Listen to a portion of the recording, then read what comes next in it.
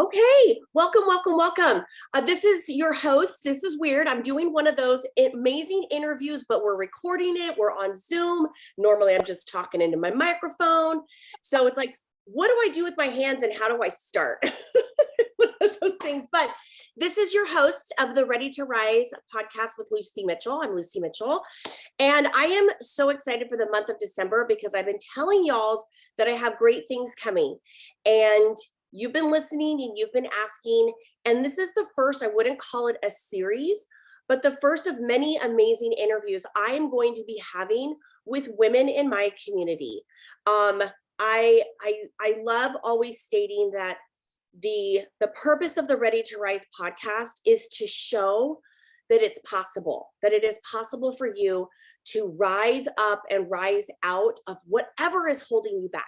If it's nutrition, if it's health goals, I mean, anything from quitting smoking to leaving that abusive relationship to starting that thing. You've got a widget, whatever it is, because you know that not only is this going to help catapult you into the best, fiercest, most beautiful version of yourself, but that you have an amazing gift that you need to give to others who are where you're at when you first started. So with that being said, we don't necessarily have a topic other than let's interview some badass babes. And my first guest that I have for December is Trianne. Is it Taupe or Top? It's Top, Trianne Top. Yep. Well, the extra P is just a dangling participle, you know? It throws you off, yeah.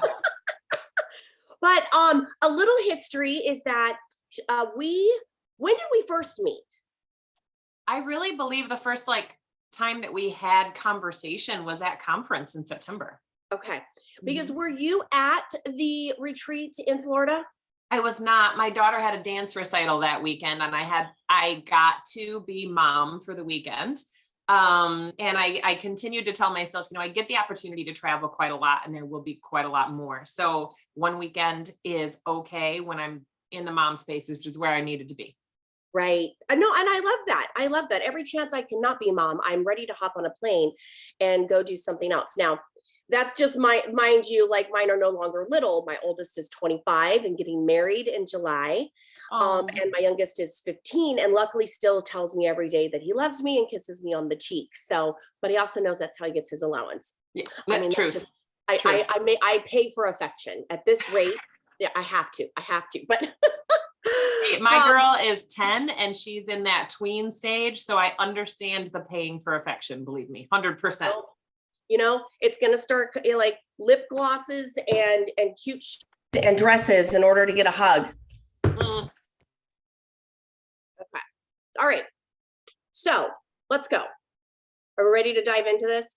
Absolutely. I'm stoked to have conversation, not only with you specifically, because I love how bold you are. And sometimes you say stuff in our chat that I just am like, oh my God, holy shit. Yes.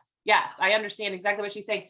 But also because I feel like we did get the chance to connect more at conference. And it's always good to then take those in-person meetings and really help cultivate what the other person has going on. So when we talked about the podcast, I was like, that's an absolute yes. Yay.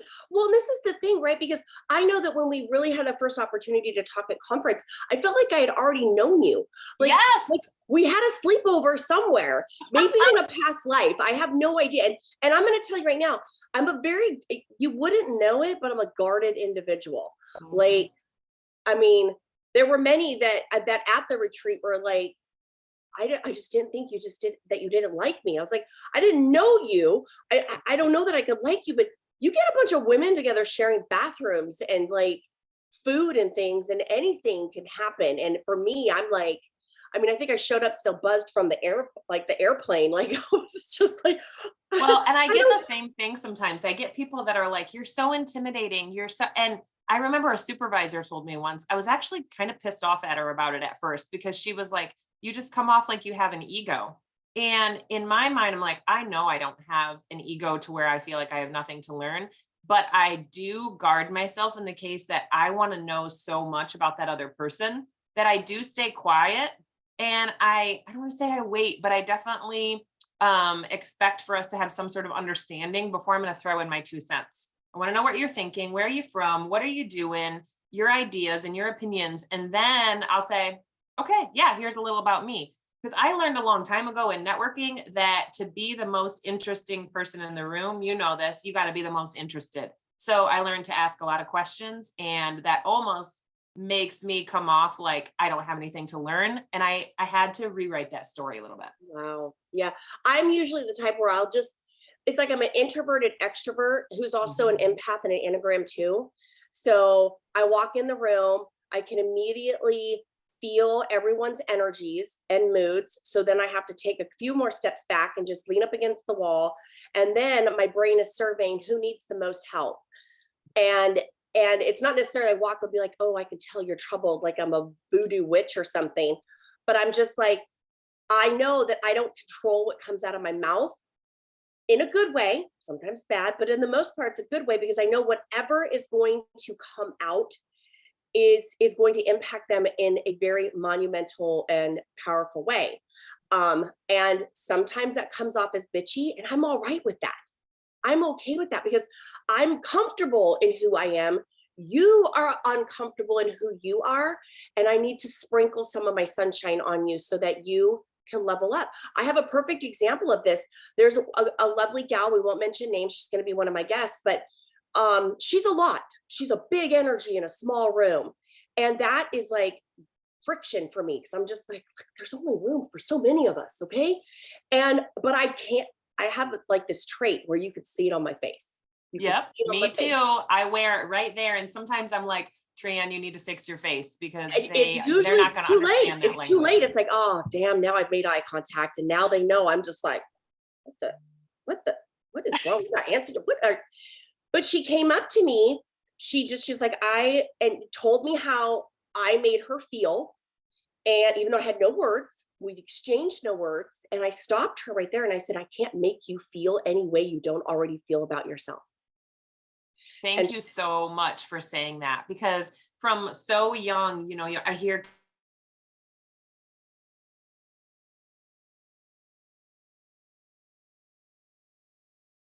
we're stuck. We're gonna get do. Okay. Did we lock? We're back. Okay. I was doing hold music. I love it. Ah. No, anyways, go ahead.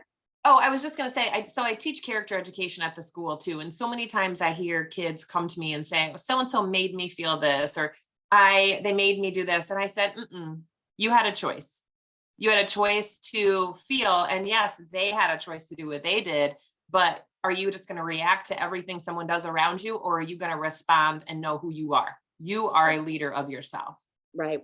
Right. And that's exactly what I love about the conversation that we ended up having was, is that I just recorded a podcast. It just came out yesterday about how women say sorry too much. And I literally said, I'm not going to apologize for my reaction. My reaction was my own internal reaction to what was going on overall in the room. But if that caused you to feel a certain way, I need you to dive deeper into that. Like I basically gave her like a mini life coach. Like if the audience isn't aware by now, I'm a certified transformational nutrition and life coach. So people get a lot of free stuff from me because I'll be like, no, I can't make you feel any certain way. That's something deeper. And since having that conversation, this gal has taken it next level in her presence online because she was thinking so small. She was so concerned about what people were going to think of her. And that's what I love about like my mission, or like even with this podcast, Ready to Rise, is that, in sharing my own story, which I did in like the first couple episodes, and I do it all the time because now I'm not afraid to say who I was and who I am. But my mission is in a sense of like, how many of us out there have spent a majority of our lives being stuck in a thought process that no longer serves us and is stopping us from being the fiercest, next level, best version of ourselves. So that's what I'm like, you wear a lot of hats. So if I were to put a timer on for like a minute, what do you do? Interesting. So I did already kind of share. So I'm a character ed teacher at our local school, teach little kids that eventually they're going to grow into good people, right? I also am an operating partner in a restaurant, which keeps me very busy. So operating partner is all about the systems, the training. So I do the Right. trainings for the entire company. I also am a leadership performance coach. So the women that I work with know that they need some sort of professional development or personal development. They're unsure of what that means. They're unsure of what that might look like. They need help setting targets. And then within those targets, some action steps. I love So an that. interesting thing about the way that I coach is I will talk all the time about like, I'm not here to give you answers. I'm not here to be your guru. I can share my experiences because I share from my truth. And then I let you talk about what you could try and what you want to do. And then as soon as you get your own damn buy-in, you will make the transformation. But I Oh, feel yeah. like they have to have that conversation with someone who is not going to give them advice unsolicited, and someone who I can say, been there, done that. I mean, I've done restaurant management, I've done clothing retail, I've opened new locations for clothing retail and restaurants from Montana to Bahrain over in the Middle East. I mean, so I've done a lot of when it comes to walk into a room and create a bond within a team who nobody knows each other, to on a day-to-day basis, getting people to do their jobs because they love to do it. So it's just it's an interesting piece that I've mixed together in my coaching and brought it to it's all about our own performance and really understanding how to lead ourselves. I love that. I love that. So what would be like the designing the that moment when you were like, this is what I want to do? It's been, again, it's been people asking my advice for years because, like you, I'm not afraid to share it. I mean, you ask me, you opened the conversation, I'm going to give you my opinion, but I'm also going to ask you a lot of questions. Because again, at the end of the day, if you're not bought into the actions you want to take, you're not going to do them and you're not going to get the transformation you want. Right. So I went through a time where I was in the restaurant business for, gosh, I was with that company for 16 years, from the time I Wow. was 16 till through college, out of college, out of that company. And then I got bored, to be honest, and I got recruited by the Maurice's clothing company. And I worked for them for 7 or 8 years and was a store team lead, but then I also traveled and opened new stores.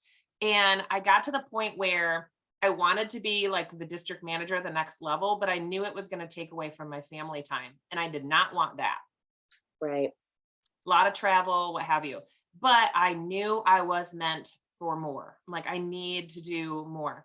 So I got approached by our local community college to teach an intro to business class and a class they call service learning, which teaches those college students, it's a required class, to go out into their community, to go to a nonprofit organization, give their skills for 6 weeks, and then talk about what they learned from it. So I would help these college students decide who they wanted to go help, what they wanted to do out of their skill sets, and then how they could help apply it to this nonprofit organization.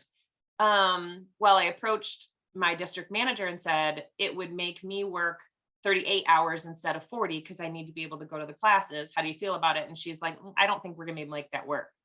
I said, well, then I think that I'm done because Wow. this was something that I had always wanted to do and I just felt a calling. So that was 2018, and that's when I opened up my business consultancy business, where I mean, when you first open business, like you're just kind of grasping if you've not gotten yourself a coach. So in 2019, I was approached by my old boss at the restaurant, and he wanted to purchase our local Ponderosa, and he wanted me to be the general manager. And I gave it a big hell no, because I don't want to be restricted to four walls. That I felt so just confined. And I knew I had more that I could give and more I could help. So I said, I will help you with it for an amount of time as a consultant, but I am not coming in as a GM. So he hired me on as an operating partner, and we've been doing that now for 3 years. Nice. I love I mean, first of all, it's like listening to one of my own stories where it's like I started out as I mean, my first business was a babysitters club at 12. Mm. Mhm. And that was just because I wanted to be able to buy as much candy as I wanted. Okay? Like Yep. stickers and candy. That's what it was all about at that age. Um and I never saw my it's like like when you're little and you dream, like, what do you want to be when you grow up? I mean, I didn't know because my dad, he was an uber entrepreneur. He had 4 girls. I think even our pets were female. He was the lone man. Okay. I firmly believe he also did whatever he could to stay out of the house. Like, that's a lot of feminine energy going on. But I saw him being so resilient. But all my mind saw was when he'd come in with money. So I was like, he went out. I don't know what he did, but he came back with money. I want to do that. I want to do that. And, it's like, I don't know why I became a hairdresser. I hate doing hair. I mean, this isn't even my hair. I am hair challenged. It's ridiculous, really. But I think it was one of those things where you have to, I know for me, everything I've done, I started my own bookkeeping business because I was done hearing my clients complain about doing their taxes. So I went out and got certified as a bookkeeper, and I was like, well, look, here's a one-stop shop while I'm doing your hair, bring your taxes in. Like, I've been very resistant. And the other stylists were like, what are you doing? It's just, I'm just looking at her 1099. It's fine. Like, I'm making money. That's what I'm doing. Making money. I'm making money. But I think, it's like when you tap into really what your true talents are. Like, as I grew up, I understood nobody talked about Enneagrams back then, or are you an empath? You weren't an empath. You were overly sensitive. I was always like, Lucy's crying again. What's the matter? And it would be like a puppy commercial or a Hallmark movie or something, or I'd overhear a story that I was emotionally connected to. But, I think the big thing is like tapping into what it is that you're really passionate about, that is going to give you your biggest purpose. And I love that one of your tag sayings is, I believe that every woman has a leadership voice inside her, calling her to the next level to impact lives of others. That right there has got, like, I just got chills reading, like saying that out loud. I actually did too, which is hilarious. Right? But again, because that is an impactful statement that I don't feel anybody would be like, well, I'm reading this, what exactly does she do? Versus, well, how do I work with her? Right there, like, I need that, because leadership isn't just entrepreneurial. Leadership could be in like community, in it's a hard word, that word. Philanthropy. Yes. It took me a second, but yes. Too many vowels. Yes. Too many things. But so in my Facebook group, I talk a lot about, leadership is a way of being. It is a confidence behind you. You can be the leader of your household. You can be the leader of your nonprofit organization that you want to volunteer for. You can be you're the leader of yourself. How do you want to show up? What do you want to embody? And when I was first managing, and I say leadership voice, I was under the impression and 100% against the fact that women were supposed to be seen and not heard. And if I had a creative idea, I needed to only talk to my direct supervisor about it. And then he would decide whether he was going to use that or we were not going to use it. It was all up to everybody but me. And I would be like, no, I am a smart, powerful, single at the time woman. So I can do whatever I want with my time whenever I want. And I've got some important stuff to say and do. So I had to navigate a little bit of, again, coming forward as this powerful, helping this company or corporation, not I'm all in it for me. And, I just want to be significant and important, because that's not what it was about. It was about that team and how could I keep people energized and excited about what they were doing and motivated and moving forward the entire company, not just my own personal career. Right.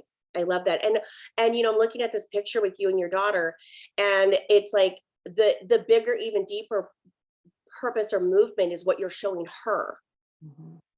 Because a lot of time, yes, our kids emulate what our behaviors, what we do. Just like I was telling the story about my dad. Like, my mom was a stay-at-home mom, and it wasn't like that wasn't a hard job, because we know that we should get paid for being stay-at-home moms.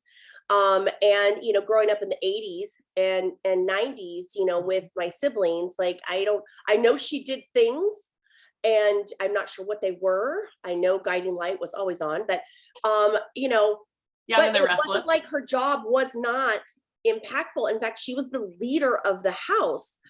But watching my dad and everything that he did, his sole purpose was to show his daughters that if that's the path you want to go down, that's great. Cause that's a super, I mean, there was never a moment that he ever looked at my mom and said, what do you do all day? Like Mhm.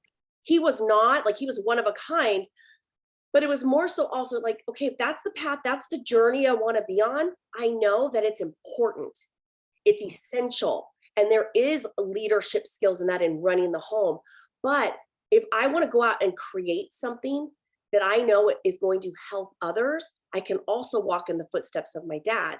And I think it's so important as parents, that we take pride in everything that we're doing, whether it's going to a 9 to 5, whether it's staying home and running the house, or whether it's getting out there and creating something completely new because people need it.